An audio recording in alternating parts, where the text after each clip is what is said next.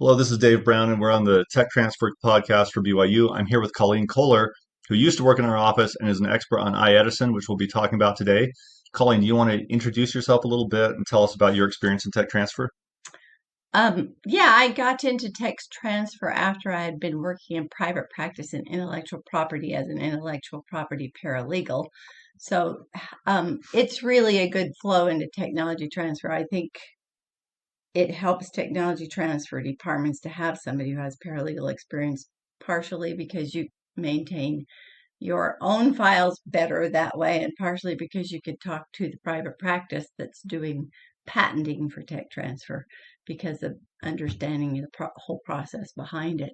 So I'd been in private practice for a few years, came over to BYU. I really enjoyed the fact that you don't have to bill hours. Everybody appreciates the difference between Hmm. billables and not billables. Yep. Um, so that's how, and then I learned iEdison after I had done tech transfer for a while. I wasn't familiar with it at all. And back when I began, iEdison was administered by NIH. So anyway, that's my Okay. background. Well, great. Yeah, so Colleen worked here. How long were you at BYU? Remember? Yeah, 5 years. 5 years. Hmm. So, and did a great job. Really whipped us into shape on keeping track of our patents and handling things that way. Like most offices, I think most tech transfer offices outsource patent work to patent attorneys, but you can't outsource all of it. You still have to manage dockets and so on. So, Right. like Colleen, like you were saying, having a paralegal here doing that was super helpful. So, iEdison, I had never heard of before I entered the world of tech transfer, and most people have no reason to know what that is. What is iEdison, really quick? So iEdison is the online way for universities or for whatever group is taking federal monies for research, because that can also be research hospitals, but most often it's technology transfer offices at universities. It's a way for them to have an electronic reporting system. So it was true that you still had to report things that you did with intellectual property that had sponsorship from a federal organization. It was still required to report, but before it was electronic, iEdison as a name did not exist because you did it by paper. Then when you went to email, it went, you could use paper or email, but it used to just go by mail to the organization that was Hmm. the sponsorship. The rules still existed back before we had an electronic way to do it. But once we got computers and electronics all up and running, the system of iEdison is just an electronic way to do that reporting that's required. Okay, so let me back up with just a big picture explanation of why we're doing any kind of reporting to the federal government. So, kind of the story of tech transfer in terms of federal funded research is during World War II, the federal government sponsored research, and that ended up being really valuable, helped in the war effort. And post World War II, they continued funding technologies, but taxpayers and the federal government were disappointed that not enough technologies were being commercialized. The federal government owned those technologies and they just weren't effectively getting them out into the marketplace. So the decision was made. It's the Bayh-Dole Act in, what was it, 1982, early 1980s, um, Yes. around then, that uh, universities could own technologies they made with federal funding. So you're doing federally funded research in a lab, you create something valuable, the university can own that, but also has a duty to make efforts to commercialize it. And if you Yeah, don't, and I don't know if own's quite the right word. You're kind of licensing it from the government because to out and out sell, you would have to have permission. So it's like yeah. you have permission to take it and license and make use of it. So yeah, I think the way most people would put it is the university owns the technology subject to a license of certain rights to the federal government. Right. And to your point, universities cannot assign technologies outright unless they get permission from the agency, Correct. which we have done in the past. That's a thing you can do. Uh, so yeah, so universities have in fact done a better job at commercializing these technologies than the federal government was doing. There's I don't have numbers offhand, but billions and billions of dollars worth of market value created by licensing university technologies in the past 40 years. During that time, like you were saying, Colleen, early on there were requirements to report to federal agencies by paper, by mail. And the reason you would report to a federal agency is because if the university is not exercising its rights, for example, not proceeding with patenting or something like that, then the federal government has the rights to take over the technology and proceed with patenting if it wants to and do whatever and actually own the technology. So if you fail to report correctly to the federal government, what you're risking is that maybe you'll lose ownership of the technology, you'll lose the rights to use it. So if you have a technology, and especially if you've licensed it out to someone, you have to make sure you're complying with those iEdison rules so that you definitely retain ownership. And the point you're making, I think, is at some point, I don't know when this would have been, it was probably 15, 20 years ago, they switched to electronic reporting of the iEdison requirements. And so iEdison is the system for reporting. The actual reporting requirement is the Bayh-Dole Act. Is True, that fair? with this caveat, there are Hmm. some segments of government entities that do not use iEdison. There are a few that Oh, you would still have to make contact with them some of the way. And you usually find an address with the contract that's made for the funding initially. But in most cases, it's going to be able to be done electronically. So really, most people just use iEdison and they're fine. But there's always some strange hmm. little funding that comes up that for some reason, I think Department of Defense probably is one of the areas where you don't always find your Hmm. funder in there, but you will find most funders in the iEdison system. Okay. Yeah. So iEdison is the system. Who maintains the system? Do you know? I don't even know. Now it's NIST. It was Okay. previously NIH, National Institutes of Health, that was operating it. And now it's NIST, which is National Institute of Standards and Technology. So it's changed the look of it online a little bit. And I think it's become easier to work with. I think the way they've set it up since they've made the changeover is pretty quick and efficient. And Hmm. when I have to make a commentary, you need somebody's input, you need to contact someone and ask a question. The response has been, in my experience, has been quick. How do you know if you have a question, say you're in a tech transfer office, maybe it's a new tech transfer office, you're just trying to figure out how to report on these federal technologies, and we have an NSF grant, National Science Foundation, or someone like that, and we can't figure out how to use iEdison. How do you know who to contact for help at the agency? So the best thing is to go to iEdison.gov and you Hmm. will find everything you need in there to get you started. And once you Okay. set up your university on the system, then you can keep learning more from there. Okay. And what kinds of training materials do they have on there? They have a series of videos that really do a good step by step knowledge. And if that isn't sufficient, there's further reading material on top of that that you can look at too. Hmm. I don't think there's any, and they also have a help desk. They have questions you can go ask. I haven't thus far, since it's gone over to NIST, I haven't found a question that someone wasn't willing to answer Hmm. or a place to ask it. And if I don't know if you made this clear where listeners would know, but so Colleen, you were here 5 years, and during that time, it's fair to say you became an expert in iEdison. You were doing that for us. Since you've left, we've had you continue to help us with iEdison, and I know you've helped at least one other major university.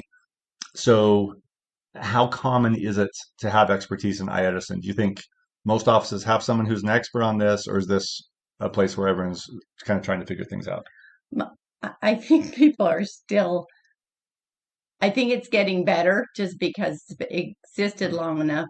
And I think the biggest holdback is people just being worried about it, just being fearful of it, not knowing what it is. Oh, I know I have to do this reporting. I don't know what it amounts to, and I'm afraid to go there. But Hmm. I, that's just a mental barrier. It really, once you start doing it, it's not as ugly as it seems when you think Yeah. about it. Yeah. And you don't want to, most people who are involved in tech transfer, I think, we're excited about getting technologies out into the world. We're excited about launching companies, helping professors see products made out of their technologies. So this is one of those things where it's a regulatory thing that maybe some people just don't want to deal with it, but it's federal law. We have to deal with it, right? That's true because you don't, what you never want to have happen is if you really came up with a great technology that was doing well in the marketplace and you hadn't fulfilled all your obligations by iEdison requirements, or just I should say reporting requirements, even if you're not doing it electronically, that technically the government can step in. And it hasn't happened very often, but there have been court cases when the government did step in and take a technology because somebody didn't follow all the reporting steps. So you do want to do that. And if I had something that I'd like to say that I've noted has presented problems Hmm. for universities. It's, the professor has fought to get this research funding, so they're really happy to have it. But they need to remember, if you have research funding, you're going to have some reporting issues. Don't forget that that exists. You've got a contract number. You need to keep track. You need to pass it on to technology transfer. You need to make sure that they know that it's funded by a government resource. They need to know that at tech transfer, you need to give them the information that they need to have so they can do the reporting correctly and timely. And then remember, if you publish, some of the issues with patenting your technology are going to be sooner required than they would be if you don't publish. So those things need to be kept in mind. Okay, so actually, so if you're the researching scientist and you publish something, that's going to trigger some iEdison deadlines. Some patenting deadlines, which Yeah. of course iEdison has Oh, I to see. go by those patenting deadlines. Yeah. So yeah, right. iEdison is geared towards Patenting. patenting. And so I think your point, Colleen, is if you publish something, then now, even with no protection in place, you can be in the 12-month grace period for filing a patent application in the US, but that Right. timeline is ticking. Yes, And if you're not going to file the patent, the federal government needs to know so they have the option. exactly. Yeah. Exactly. Okay. Okay. Well, good. So, in terms of compliance, what do you see as what are the benefits of getting this right in a tech transfer office? Well, peace of mind for one Yeah. thing. I don't think anybody minds having some peace of mind. Um, and then if you follow the steps as they are laid out in the BIDL requirements, it's not that bad. Once you've done your disclosure, you've reported your disclosure, you follow your timeline for patenting like you're supposed to, and you put the material in like here's one requirement that people hate the sound of, but it's not that bad. It's the government support clause needs to go into your patent application. But government support clauses aren't that hard to produce, and if you're in iEdison, it actually can pre-fill it for you. Also, Yeah. you have to give the government what's called a confirmatory license for what you're doing. But again, when you're in iEdison, you can click a button and it pre-fills it for you. You just have to go out and get the signature from somebody and turn it back in, and it's online. All you have to do is scan it and load it up. So once you're doing those things, you have Yeah. peace of mind. When everything's in place, you can just continue with your research and with your patenting the way that you would normally do it. Not as Okay. big a deal as it sounds. Okay. Well, it does sound like it's hard to learn, but once you learn, there are all these tools for you, right? Right. And so let's talk about the government support clause. So the way this should happen is, say I'm a professor, I have federal funding in the lab, I invent something, and so under the grant language that I got, it'll tell me I need to make an effort to commercialize that. So I should already be thinking commercializing a little bit, but once I publish, the patenting timeline is ticking. So Right. within 12 months, we need to file something. So what I should do is I should tell the tech transfer about office about the technology, and then they should realize this is federally funded. So we need to tell our attorneys to file a patent application and include the government support clause. Correct. That's the And flow. then get your confirmatory license. Once you've put that in place in your patent and you've filed your patent application, then you can upload that. You've fulfilled that. You can get your confirmatory license printed out right from the website itself. You get that signature, you get it uploaded, things are in place, and then you're just on the usual patenting timeline. Okay, and what is a confirmatory license? It's language that says basically this has been funded by the government, so it has certain rights, but we're allowing the government is giving the university entity the right to go out and complete these things. So it's kind of an interim license where um, they have their rights, they're granting you your rights, and that needs to be put in place on iEdison. Okay, and that's something, the confirmatory license is stored in the iEdison system. Is It that where you see is. that? It Okay, is. okay. Great. And so what's another issue that comes out? So let's say we do everything right. So we file the patent application, we've included the language, we've gotten our confirmatory license, it's in iEdison, and now hopefully we license the technology to someone. So we do a license agreement with, say, a startup company, and they're off creating our product. What what happens in iEdison after that? What else is there to do? So as long as they're just the licensee for the university is still doing their reporting and everything is fine. If there's a hang up that I've seen, it's that it comes prior to that. It's the university forgetting that the technology that they want to license is funded by the government. So you need to make sure that the person you are licensing to is aware that it's basically a three-way party system right now. It's the Hmm. university and the government and them all together in this licensing agreement. So I've seen that Hmm. forgotten, and then you have to step backward with your licensee and get everything clarified and put in place. So that all can be fine if you just remember it in advance. Down the road, the licensee, maybe they're doing wonderful with this technology, maybe they want to own it. Okay, Hmm. now you have another thing you have to do because you have to get permission from the government entity that's providing the funding for it to be actually sold to someone. And they will decide whether they want that to happen or not. It may or may not happen, but it Hmm. can. The Hmm. ones that I've been involved in have gone through fine. Hmm. And so most license agreements, like our standard agreement here, will have language in it that says we're granting this license subject to any rights held by the federal government. I'm Okay, paraphrasing some language right, like that. So right. probably most universities are going to use some language like that. Let's assume we get all that right, the license is in place, and you said the ongoing reporting will be done by the university. What ongoing reporting will there be? You report when you get um, you don't have to report little off sections for those of you who are familiar with getting patents. None of the back and forth of the usual patent prosecution phase has to be reported. But once you get an app, you have a provisional application. If you go to it, you're going to have to follow the timeline to the non-provisional application. That's the usual patenting timeline. If you go foreign, you have to report foreign applications. If you get a grant of a patent, you're going to have to report the grant of the patent. If there's any time that you decide you wish to abandon for some reason, maybe the technology isn't turning out the way you think, maybe you're done with it before a deadline in the patenting system that would end your patent. Before a deadline comes up, you need to tell the government if you wish to abandon in advance of a deadline. So if they decide to pursue patenting protection, they can continue that. So it's thinking of patenting deadlines and thinking of who would want to know about those patenting deadlines beside yourself. The other party is the government. Hmm. So there is just the usual steps. If there's a step for foreign patenting, then you want to tell them. If there's a step where you are issued a patent, you want to tell them. If there's a step when there's a deadline and you've decided to abandon, you need to tell the government. Anytime that they would maybe want to step in and continue patenting if you decide not to. Okay, and what if you abandoned? You said, okay, we're done with this technology. It's never going to work out. So you abandon it, and now the federal government has rights. And let's just say that they decide to do some patenting. They proceed with the patenting. What's the status for the university at that point?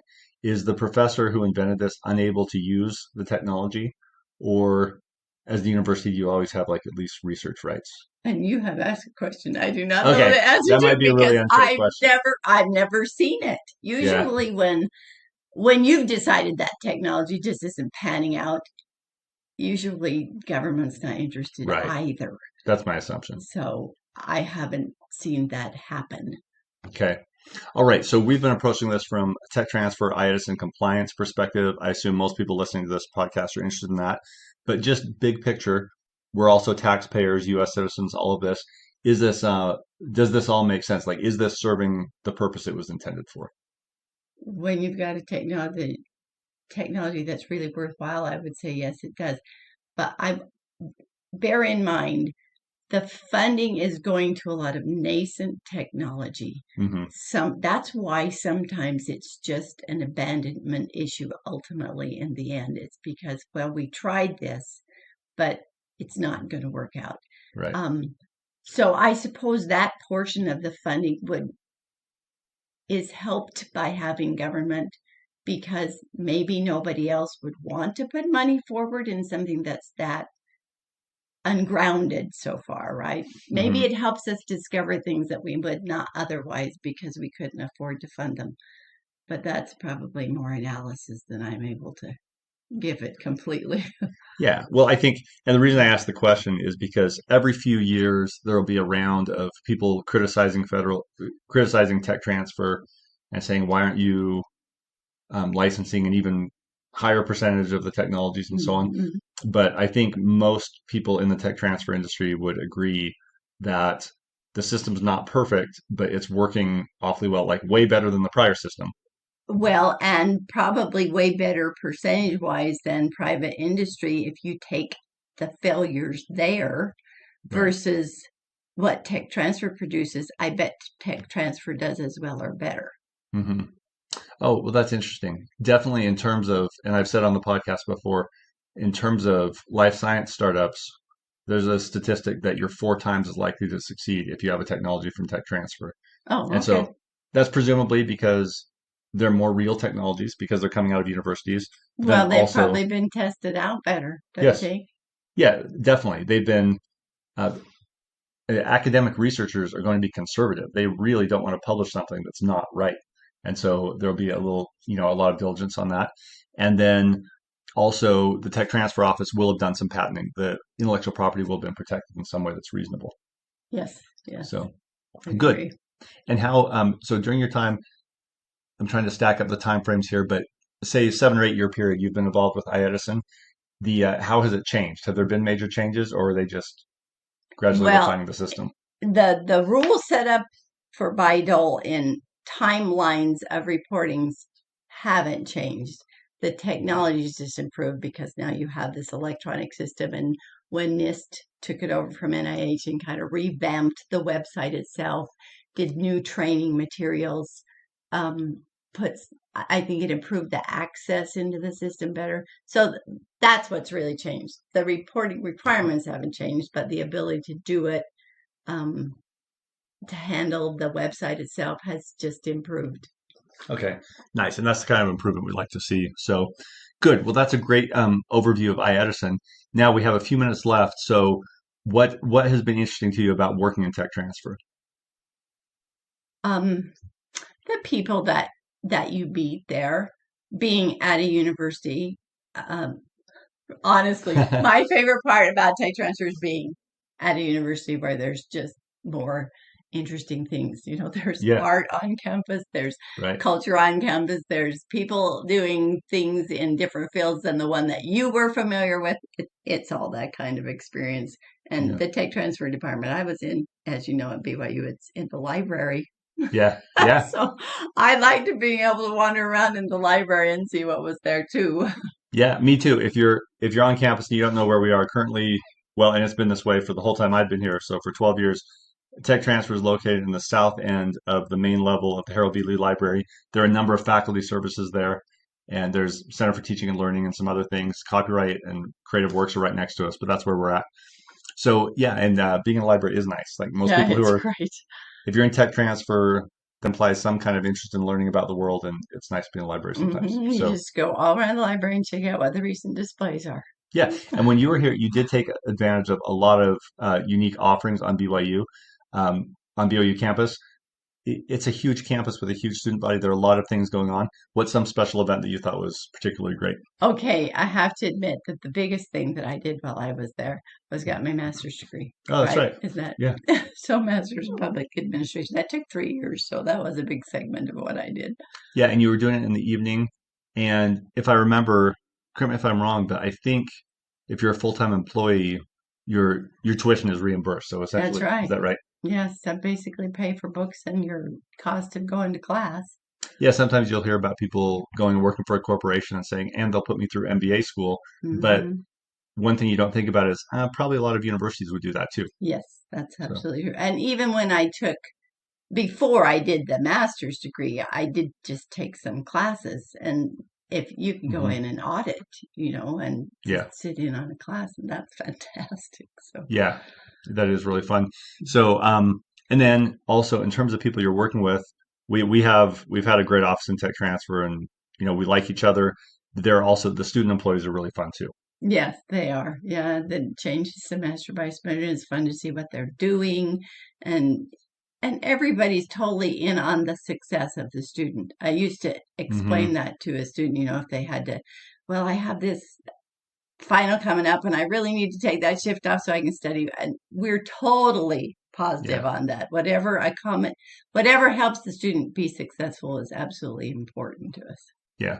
And honestly, the employment of students in the office is meant to be experiential learning. Like we want them to have an experience here where they learn. And if someone works here for one semester and then goes off and starts a company, that's huge success. That's Yes, like the it best is. thing that could It happen. is. So we like to see that. So I've got to tell you one thing that fun that happened on campus last week that's really got me thinking. So FizMath, our College of Physical and Mathematical Sciences, I guess Right. that's the full name. Uh-huh. They were celebrating their 50th anniversary last week. Did you hear about this? No. So they had to celebrate. They had a 50-foot long cake on Oh, the out by the Kimball Tower, okay. by the Hiring Center, if you're familiar with campus. And so I thought, well, I'll just go over and take a look at this big cake, you know. So I walked over there, and there were hundreds and hundreds of students. There couldn't have been fewer than 800 students, and lines in both directions. And so everyone was lined up and got their piece of cake and everything. And I thought that was an amazingly good presentation by FizMath. And Yeah. wheels are turning for me. I'm going to do some sort of tech transfer stunt Oh, that's next year, I fun. think. That's fun. Do you remember? So we had a technology um, a couple of years ago where it's carbonated ice cream, and do you Yeah. remember they were serving it in the machines where they had Yes, for a little while they did. yeah, so it was a little aluminum can, so it looks like you're buying a little can of root beer, but actually what it is it's carbonated ice cream that tastes like root beer. It was Uh-huh. really good, so I was buying those just because they were good, but it was a trial they were running to see how interested people would be in the product. Anyway, Yeah. I wish I had thought of doing a stunt with that. Like we could set up a Oh, thousand cans of that and have students line up and have those instead. super. Yeah, so anyway, Uh, I'm thinking about stunts like that. that's a good But idea.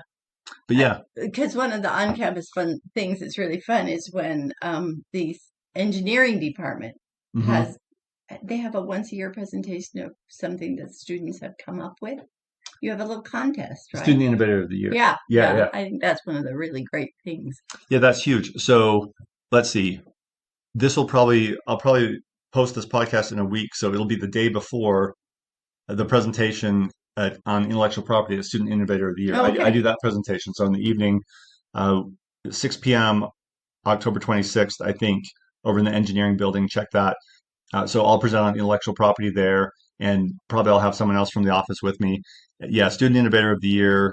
If you're in engineering, or even if you're not, if you're a BYU student, this is a great competition. It's focused really on design, on creating a product that's great, but you also do the business part of it. It's co-sponsored by the Rollins Center, which is our business center for students. And so you're pitching basically an idea that can be a business. We've had several companies, we've had some tech transfer in there, we've had technologies go on and do really well. Bloom Surgical won 2 years ago, I believe. Ah, And then they last year they got second place in the B2B competition at University of Utah. And we've had several others. So the Broless, the winner last year, was a great technology too. So yeah, that's uh-huh. definitely worth checking out. So lots of good things. This last week, I was at the big idea pitch that the Rollins Center does, um, kind of a shorter business competition over in the business school, and that was great too. So okay, well, great. Well, we'll wrap up here in a second, Colleen. But anything else? Any advice you would give to tech transfer practitioners, people trying to get a handle on iEdison and all these other issues? Biggest thing is just don't let the name or the concept of it worry you. Go to iEdison.gov, start looking at it, and you'll calm down about it. Watch the videos that teach you the different things that have to be done, that teach you how to do it. Keep some notes. That's what I did. Just self-training. It's not a big, scary behemoth. It's not. It, just think of it this way. If I funded some technology for somebody, wouldn't I want to know about it? Wouldn't I want to know what they were doing? Wouldn't I want to know if they weren't going to pursue it? Maybe I'd like to have it back. That's basically the concept. That's what you're doing with iEdison. Hmm. Yeah, and it's the easiest it's ever been to do. If you go to a university tech transfer sort of conference, you'll run into people who are stressed out about iEdison. But I guess the takeaway is you don't have to be. You need someone who's willing to put in a little bit of time to figure it out, and then it's like anything, not all that bad. Correct, correct. I would have to say it's easier than being in private practice as a paralegal in intellectual property. How about that? There you go. All right, this is a win. All right, well, Colleen, thanks so much for being on the podcast, and we'll be back again with another episode next week. Okay, thank you.